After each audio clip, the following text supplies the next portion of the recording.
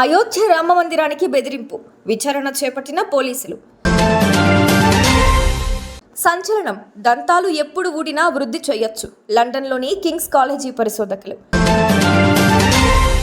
Lady Aghori అసలు భాగోతం బయటపెట్టిన మొదటి భార్య.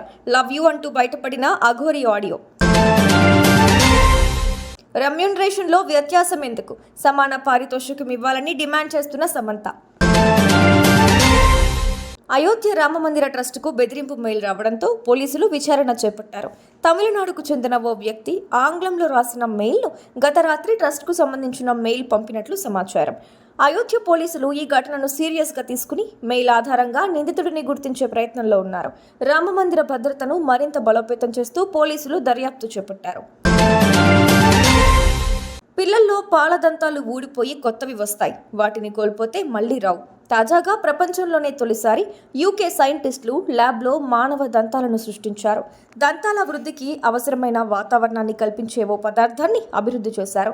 భవిష్యత్తులో రోగులు కోల్పోయిన దంతాలను వారిలోనే వృద్ధి చేయొచ్చంటున్నారు. ఫిల్లింగ్స్, ఇంప్లాంట్స్ అవసరం ఉండదని, దంత రక్షణలో ఇదో విప్లవాత్మక పురోగతి అని చెబుతున్నారు. అఘోరీ విషయంలో మరో బిగ్ ట్విస్ట్ చోటు చేసుకుంది. శ్రీవర్షునిని లేడీ అఘోరీ విజయవాడ కనకదుర్గమ్మ గుడిలో పెళ్లి చేసుకున్న విషయం తెలిసిందే.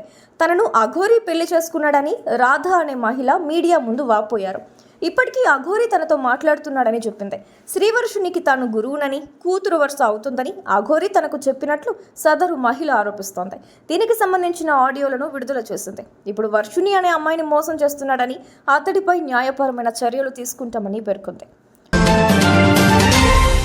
సినీ పరిశ్రమలో పారితోషికాల పరంగా, గౌరవం పరంగా మేల్ డామినేషన్ కొనసాగుతోందని చాలా కాలంగా చర్చ జరుగుతోంది. స్త్రీలకు తగిన గౌరవం దక్కడం లేదని, పారితోషికాలు తక్కువ చేస్తున్నారని చాలా మంది హీరోయిన్లు ఆవేదన వ్యక్తం చేస్తున్నారు. తాజాగా నటి సమంత కూడా అదే క్వశ్చన్ చేశారు.